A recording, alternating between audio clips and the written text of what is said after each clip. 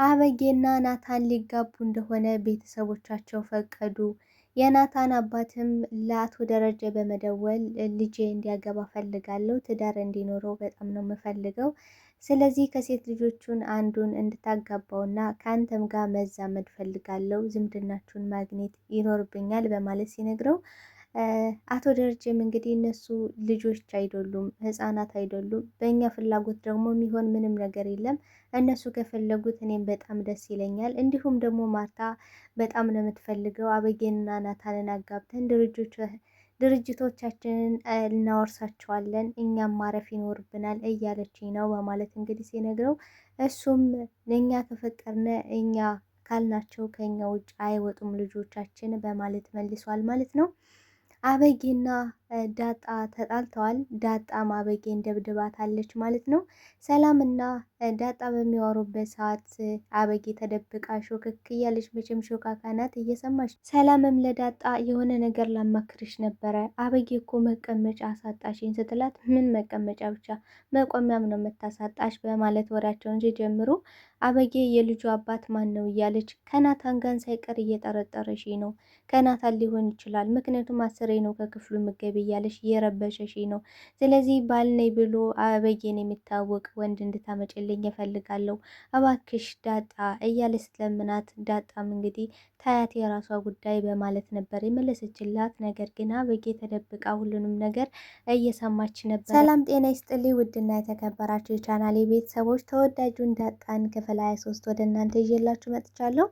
በዚህ ክፍል ላይ ብዙ ነገሮች ተፈጥረዋል። ቀጣይስ ምን ሊፈጠር ይችላል የሚለውን ነገር የምናወራን የሚሆነው። ታዲያ ቪዲዮን ስትጀምሩ ላይክ እንድታደርጉና እስከ ቪዲዮ ፍጻሜ አብራችሁ እንድትቆዩ በአክብሮት እየጋበዝኳችሁ፣ አበጌ እንግዲህ አታርፍ ብላለች ዳጣን። ናታን አሁንም ድረስ አንቺን ይወድሻል፣ ከኔ ጋር አካሉ ከኔ ጋር ቢሆንም ልቡ ከአንቺ ጋር ነው በማለት እንግዲህ ነገር ግጥማታለች። ዳጣም ታዲያ ልቡን እንዴት አውጥቼ ልስጥሽ? እባክሽ ተይ ተፋችኝ፣ እኔ ራሴ ህይወት ልኖርበት። የእኔ ህይወት እኮ እንደ ገለባ የቀለለ ነበረ፣ ነገር ግን አንቺ ህይወቴን እያከበርሽብኝ ነው፣ እባክሽ አርፈሽ ተቀመጭ ስትላት እሷ ግን አርፋ ልትቀመጥ ባለመቻሏ አንቺንም ሰላምንም ከዚህ ቤት መንቀሬ አስወጣችኋለሁ፣ ማንም አያድናችሁም በማለት እንግዲህ እያስፈራራሻት ነው የምትገኘው ማለት ነው። በዚህም ምክንያት እንግዲህ ዳጣ አላስቻላትም፣ ይዛ ቦክሳ ጥላታለች ማለት ነው።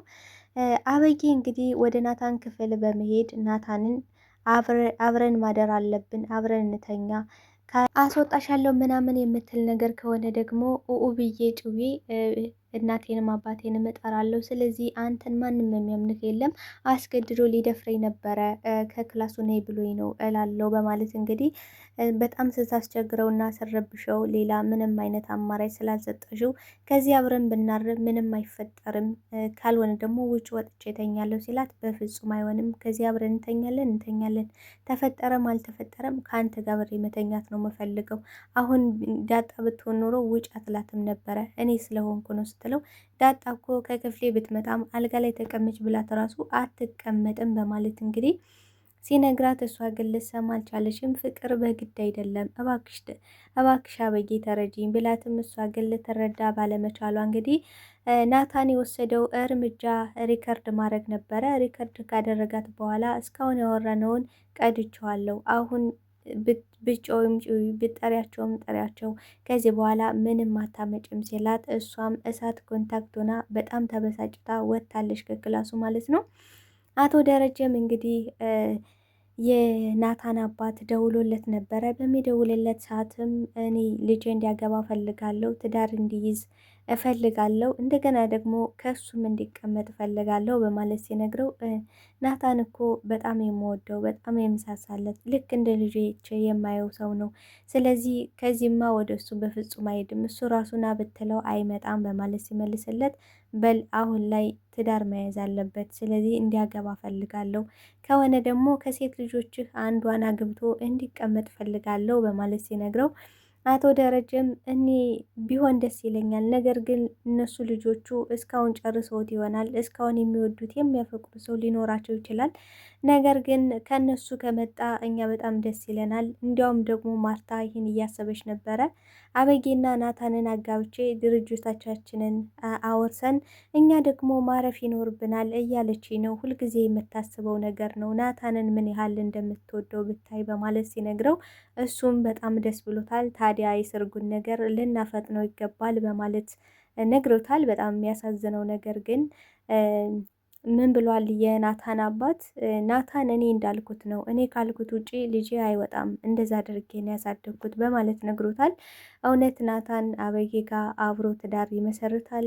የአባቱን ምክር ይሰማል ወይስ ደግሞ ዳጣን ይመርጣል የሚለውን አብረን የምናየውን የሚሆነው። ሰላምም ዳጣን እየመከረቻት ነበረ።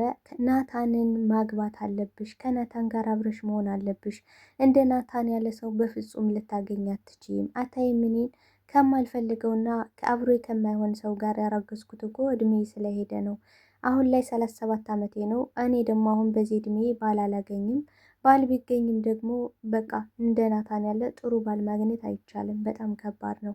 ስለዚህ ብቻዬን ልጅ ለማሳደግ የወሰንኩትም በዚህ ምክንያት ነው እና ናታን ከአንቺ ማለፍ የለበትም። ካልሆነ ደግሞ አበጌት ትመጨልፈዋለሽ፣ አበጌት ነጥቅሻለሽ ስትንቀረፈፊ በማለት ስትመክራት ዳጣ ግን አሁን ላይ እኮ የኔ ዓላማዬና ህልሜ ሌላ ነው። አይ ሰላምዬ በፍጹም አልተረዳሽም ብላለሽ።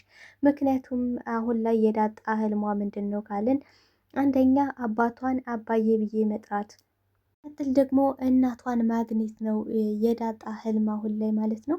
ያልተመለሰ ጥያቄ አለኝ ተይ ሰላምዬ ብላለች። ባለፈው እንግዲህ ምን ብላለች? መጀመሪያ የቤተሰቦችን ጥያቄ መመለስ ይኖርብኛል፣ ሁሉም ነገር ይደርሳል ብላ ነበረ። እና ደግሞ አበጌ ከናታን ጋር በመሆኗ በጣም ደስተኛ ነኝ፣ ምክንያቱም እረፍት ሰጥተኛለች ብላ ነበረ።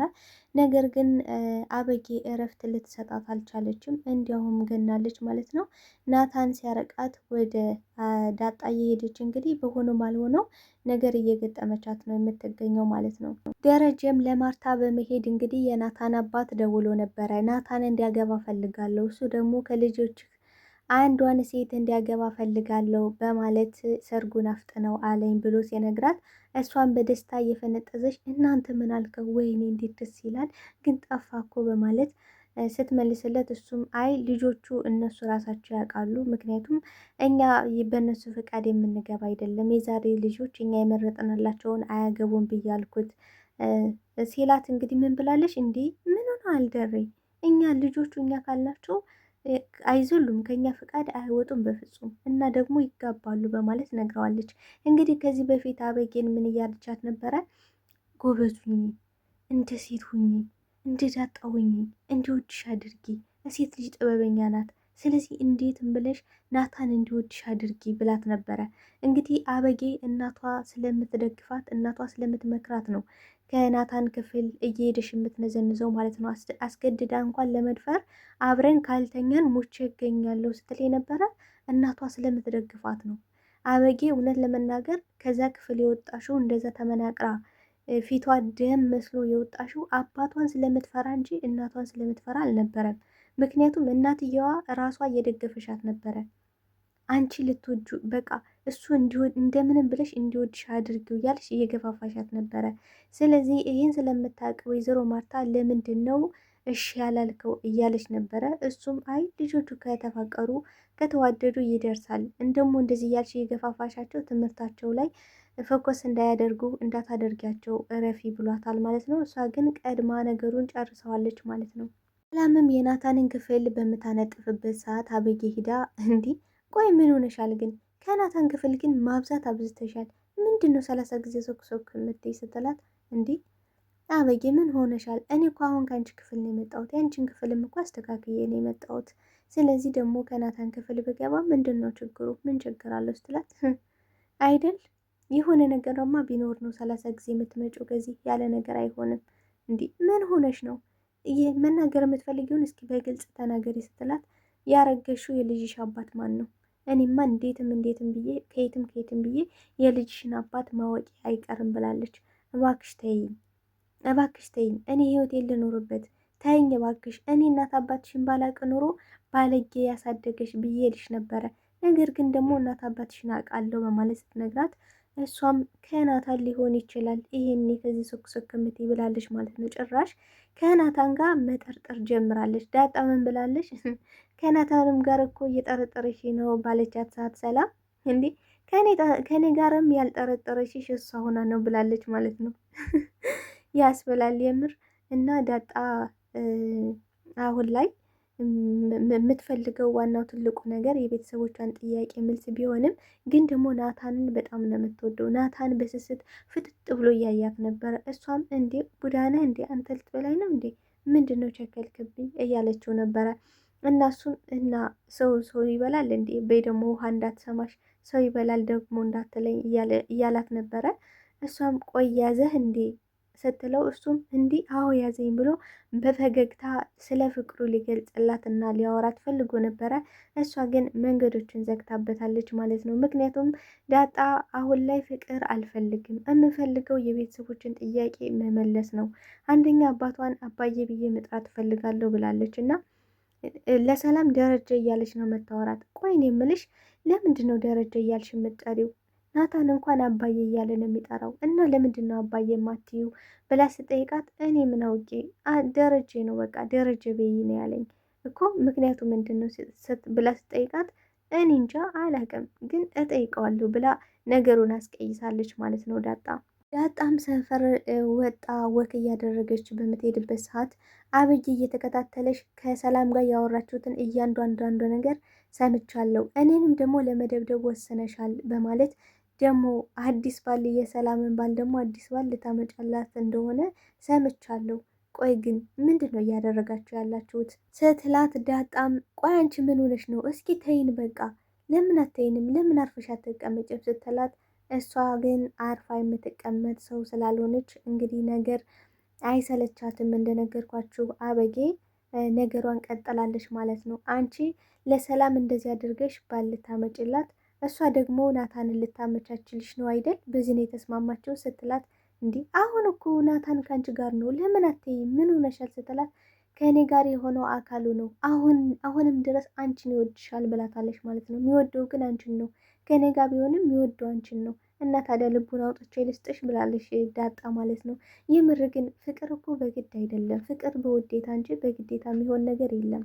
ዳጣም ብዙ ከታገዘች በኋላ ትዕግስቷን ስታስጨርሳት ከዚህ ቤት መንቅሬ አንቺንም ሰላምንም አወጣችኋለሁ በማለት ስትነግራት እንግዲህ ዝም ብላ ጥላት ልትሄድ ስትል ከኋላዋ ስትጎታት ዳጣም ሰይጣኗ መጥቶ እንግዲህ ይዛ ቦክሳ ጥላታለች ማለት ነው። ቀጣይ ግን ወይዘሮ ማርታ ምን ትላለች? ማለት አበጌ ተደብድባለች፣ አበጌን ደብድባታለች።